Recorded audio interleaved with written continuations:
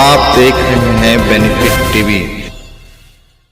नमस्कार, मैं रविंद्र कुमार। आप देखना शुरू कर चुके हैं बेनिफिट टीवी न्यूज़। हम जनता की आवाज़ लगातार उठाते रहते हैं, जनता की समस्या लगातार आप तक पहुंचाने का प्रयास करते रहते हैं। जैसा कि आप जानते हैं कि बिहार में नई सरकार बनी है और नई सरकार से कई लोगों को आशा और अपेक्षा है।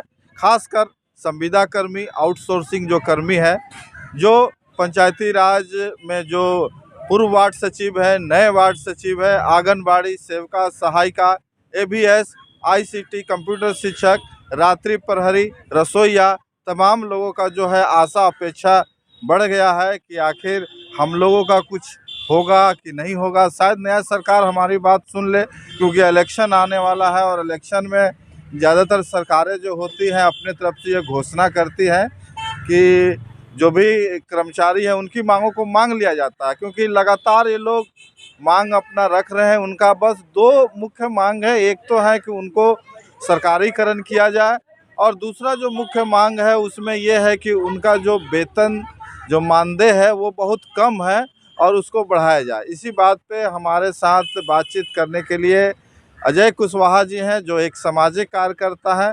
लगातार संविदा कर्मी और आउटसोर्सिंग की आवाज़ ये लगातार उठाते आए हैं। आइए नए सरकार में क्या कुछ होगा संविदा कर्मी और आउटसोर्सिंग का, इनसे हम बात करते हैं। तो सर, आपका बहुत बहुत स्वागत है।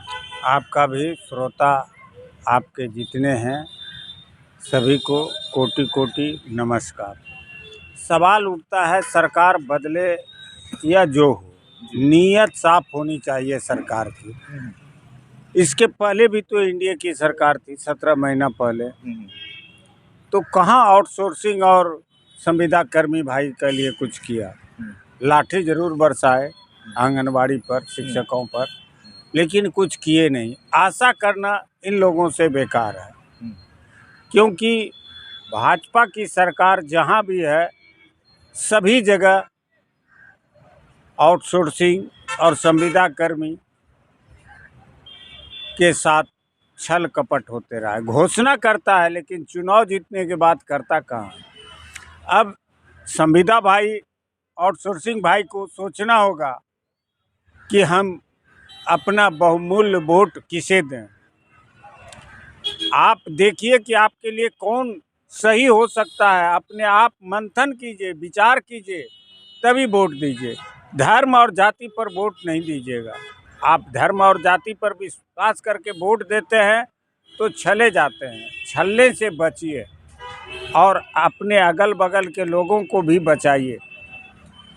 आपकी मांगें पूरी होगी, लेकिन सरकार की मानसा साफ होना चाहिए। घोषणा पत्र के आधार पर ही कुछ होगा, और ऐसे घोषणा कर देना आम बात हो गया है चुनाव में। राजस्थान में क्या घोषणा किया था कि हम 450 रुपये में सिलेंडर देंगे, लेकिन चुनाव जीतने के बाद कहा कि यह तो जुमला है। तो कहीं राजस्थान और दिल्ली वाले जुमला के चक्कर में नहीं फंस जाइए। इसको भी ध्यान में रखना है।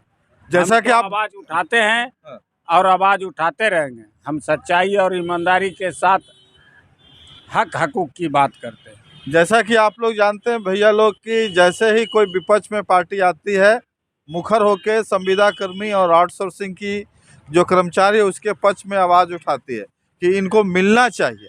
पर जैसे ही वो सरकार में आती है, ना जाने क्या उनको हो जाता है कि वो अपने वादों को भूल जाते, अपने कथनों पर नहीं रहते, याद ही नहीं रहता कि वो पिछले दिनों क्या कुछ कहे थे। ऐसा क्यों हो रहा है सर? देखिए, वादे तो ये लोग जो घोषणा करता है ना, चुनावी घोषणा ढोंग होता ही है, कोई पार्टी हो।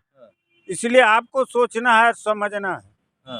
और हम इतना जरूर आश्वस्त करते हैं कि तीसरा मोर्चा इस बार बिहार में लैंडिंग कर रहा है। चुनाव में, लोकसभा में और विधानसभा में, सब में करेगा। तीसरा मोर्चा यही आपका कुछ कल्याण कर सकता है।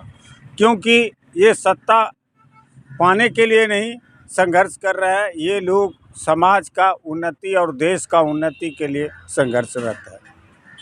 अब ये समझना आप लोगों को भी है कि सही में साथ किसको दें। पैसा पर वोट खरीद लेते हैं, ये पद्धति जो है, यही कारण है कि काम नहीं होता है। जाति और धर्म और दारू और शराब, मांस और मछली और कपड़ा पर जो वोट देते हैं, तो हक मांगने का हमको अधिकार वहीं हम चौपट कर देते हैं। और हक तब हम मांग सकते हैं, अडिग रह सकते हैं, जब हम निष्पक्ष होकर चुनाव में मतदान करेंगे। और पैसा और जाति और धर्म पर वोट देना बंद कीजिए।